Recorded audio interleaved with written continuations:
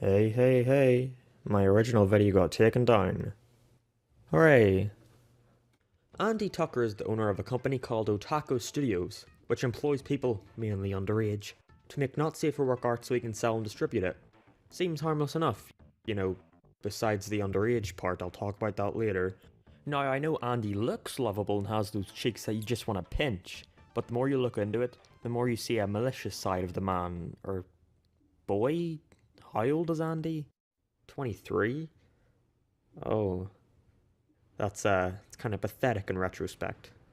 So after Daft Pina, Manga Kamen, and others made their videos in the company bringing to light some of the scummy business practices being used by good old Andy, Daft got his taken down, and Manga got emailed with a warning to take his down, seemingly for nudity and privacy reasons respectively.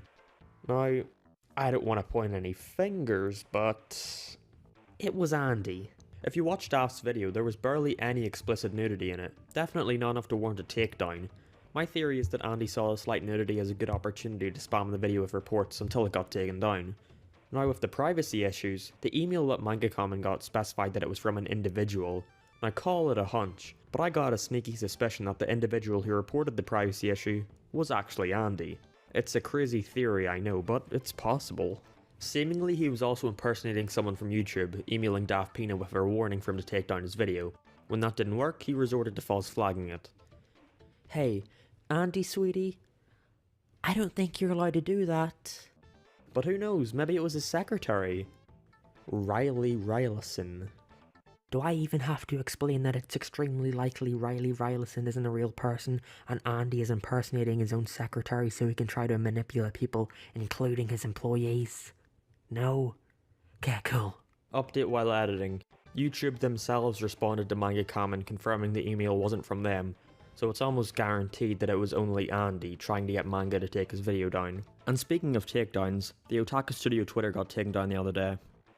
Guess Andy can't harass anyone on there anymore. So sad.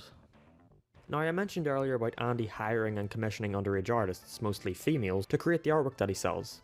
Let's throw out all issues of morality here because, well, no shit, it's not moral to hire underage people to draw porn. Anyone with a functioning brain could tell you that. And let's look at it from the business side of things. Minors are not allowed to sign contracts, which is why Andy made it very clear that this is an agreement.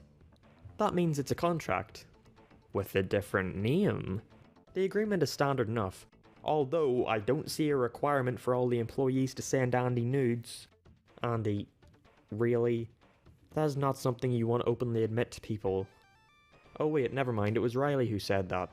Sorry, it's getting so hard to keep track of which persona Andy is using at a given time. And okay, I said I wasn't going to mention morality, but Andy boy, seriously? Whether it says it in the contract or not, just don't be a dick and credit your fucking artists. Without them your company would be nothing. Now you may be thinking, Mark, what art does Tucker Tuckerson actually sell? Well, he makes music, art, and games using other well-known properties, such as Panty and Stocking, Scott Pilgrim, Bizet. As most of you should know, the companies that own these properties have this little thing called a license. This prevents others from using their property without permission to try and make a profit.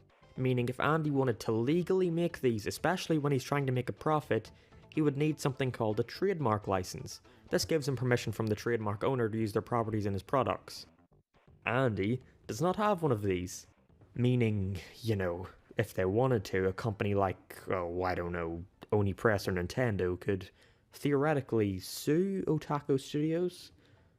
Just putting that out there. Previous employees of the company have come out with details about how amazing it was working with Andy. He did everything a good boss should. Paid them, sometimes, was nice to them when he wanted something in return, asked them for nudes, blackmailed them with said nudes, you know, the basic stuff. Andy will often exaggerate stories to make it more serious than it actually is.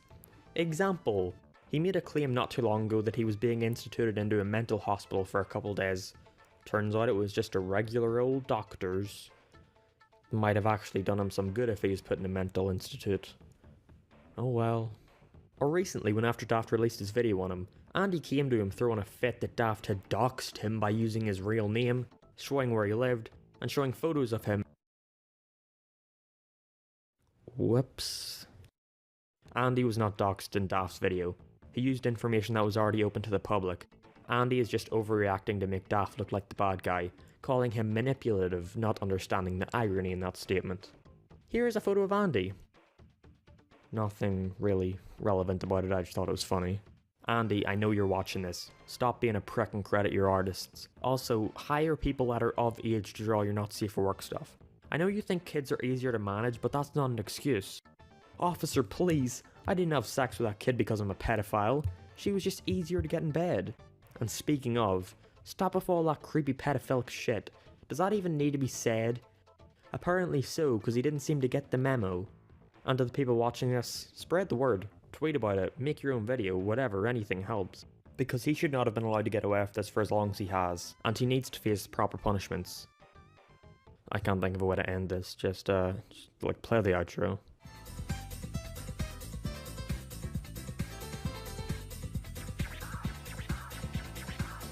Past.